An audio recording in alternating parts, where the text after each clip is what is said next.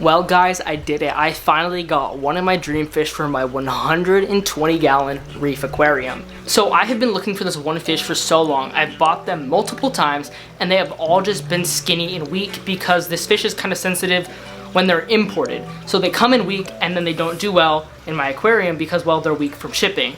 Well, someone was breaking down their aquarium, bringing all their fish to my local fish store. One of my friends was at the store and told me about this fish, or the fish that were coming in. So I went like 2 hours later, checked everything out, and brought home one of my dream fish for an amazing deal. It was an amazing price.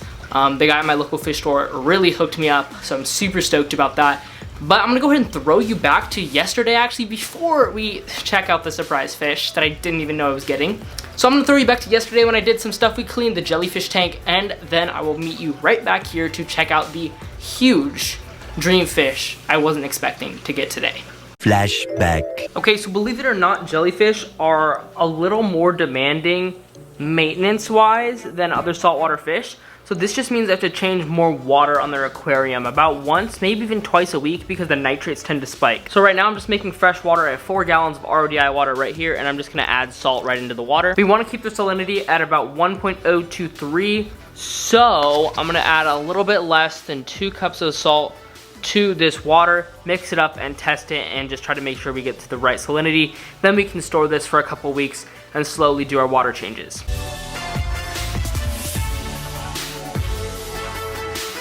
Okay, so we can go ahead and test for salinity real fast. I'll pop this out of the box and we're just gonna stick this in, and this will also test for temperature. However, we really only care about salinity.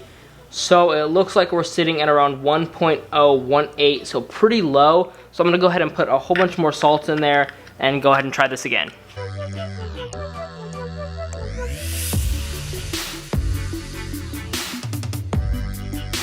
Okay, so I'm gonna go ahead and test this again, and we're gonna see where we sit at. So it looks like, there we go, perfect, 1.023, that's exactly what we want. That's what the jellyfish run at because they do like a little bit lower salinity than your standard salt water, which is 1.025. So 1.023, we are perfect and ready to do a jellyfish water change. A few moments later. Okay, so just like that, we are ready to do a water change on the jellyfish tank. I'm gonna do about 25%, which is around half a gallon. I have a siphon hose right here. I'm gonna go ahead and just vacuum the bottom and get some water out, and then we'll dump about a half gallon of clean, fresh salt water in, and we are good to go.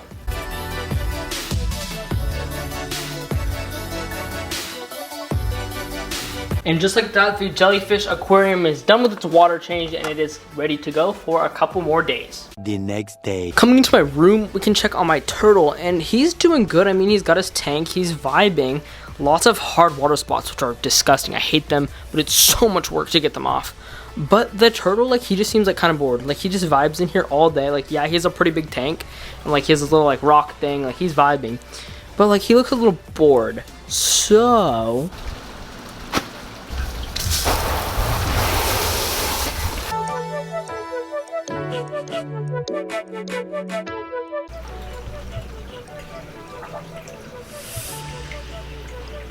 and now, because the weather is so nice outside, he can go ahead and chill in here.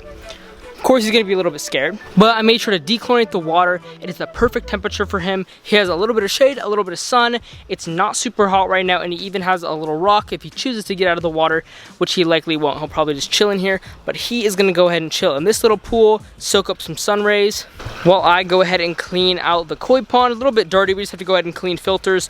All the koi fish are doing really, really good, super active as you can tell. All our koi are doing amazing. We just need to do some quick general maintenance and clean the filter pads and clean out the canister filter. Really nothing too interesting, so I'll go ahead and not bore you guys with that process. But in the meantime, the turtle will just be chilling out here with me. Okay, and just like that, the koi pond is just now clearing up after I cleaned the skimmer, the filter pads in the waterfall, and the canister filter back there. Now we're just filling it back up, and the koi pond's gonna be good to go. It's really hard to clean the bottom of this pond, and there's a bio ball that escaped, but it's very hard to clean these rocks, so I'm like currently looking for like a vacuum or some way to clean in between these large rocks in here, because they do get very dirty. However, it's just super hard to clean them. They get full of algae. Luckily, the filters do a good job of keeping the water clear. It's just the bottom gets kind of nasty, but there's no way for me to clean that today, so that's pretty much it for the koi pond. And just like that, we are back. We are back. Now let's check out the fish, probably what you guys have been waiting for. And he is right there in that bucket. So this right here is my brand new Hawaiian Naso Tang. He did come from someone breaking down their tank. He is fat, he is huge, he is happy, a little bit stressed, obviously he's in a bucket, but I'm gonna go ahead and start drip acclimating him as soon as possible because I don't wanna go ahead and stress him out more than I have to. The existing fish though are doing amazing and should totally get along with this new massive fish going into their aquarium. Dude, what are you doing? This clownfish was like dead looking inside that Duncan coral. Like, dude, that's not an anemone. What are you doing?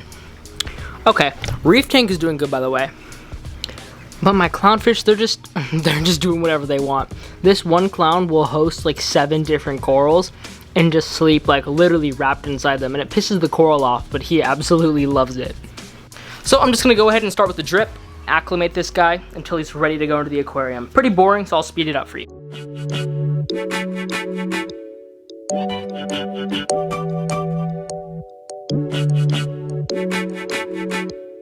One eternity later. Okay, so the Naso is all acclimated and he's very stressed out. So it's hard for you to see, but I dimmed the lights in the tank, and what this is gonna do is it's gonna allow the other fish to not only be non-aggressive and kind of put them almost to sleep, but it's gonna just reduce the stress for the Naso Tang a ton. So I'm gonna go ahead and net this guy out of the bucket and throw him right in the tank because I don't wanna wait any longer and I wanna make sure he's good to go. He's been drip acclimating and he is ready to go into his new home. He's very calm because he's so stressed.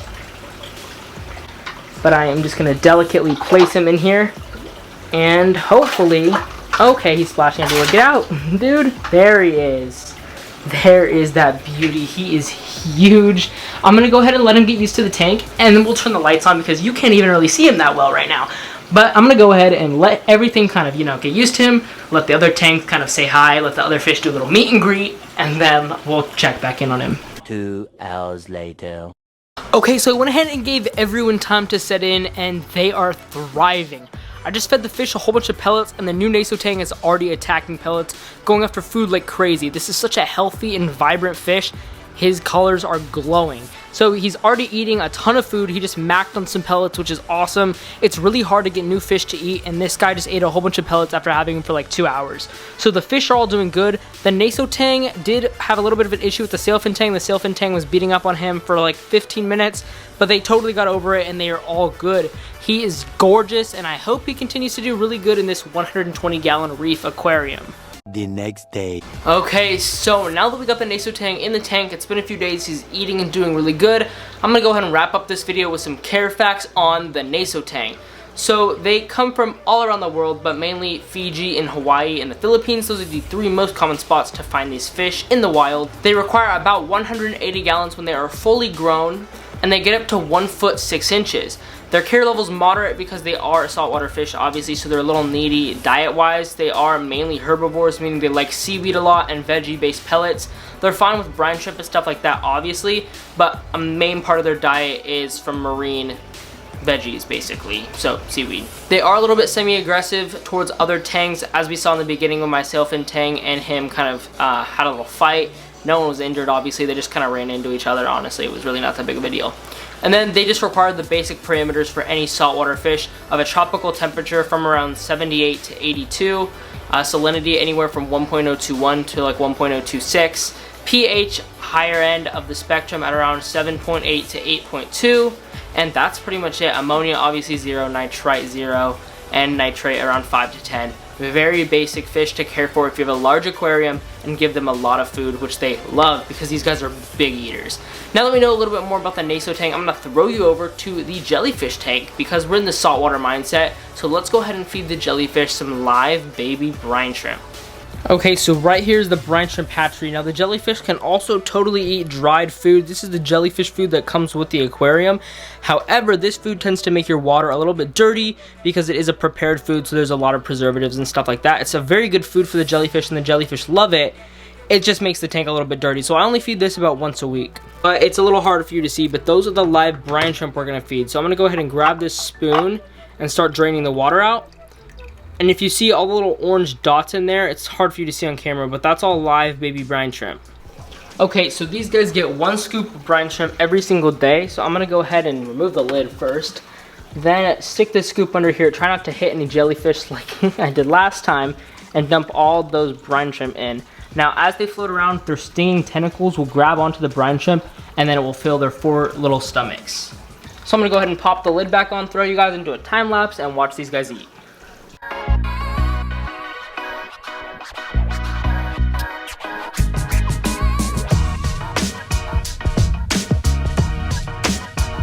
Okay, so as you can see, all those little orange dots kind of around the jellyfish and all that stuff just in general, all those kind of dots, and then yeah, the stuff in the 4-leaf clovers, that's actually the baby brine shrimp. So that's how they eat it.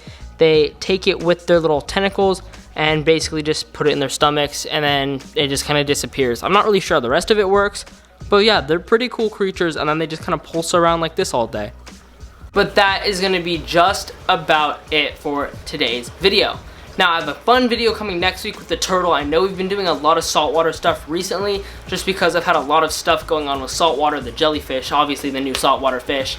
So saltwater is getting a little more prominent here, which is good because I love saltwater. I think saltwater is a little bit more interesting than freshwater currently in the moment. I still love my freshwater tanks, and I still will have videos on the freshwater tanks coming very, very soon. But the new fish just sparked a new interest in saltwater, and I just really, really love my reef tank. But that is it for this video. Thank you guys so much for watching, and goodbye.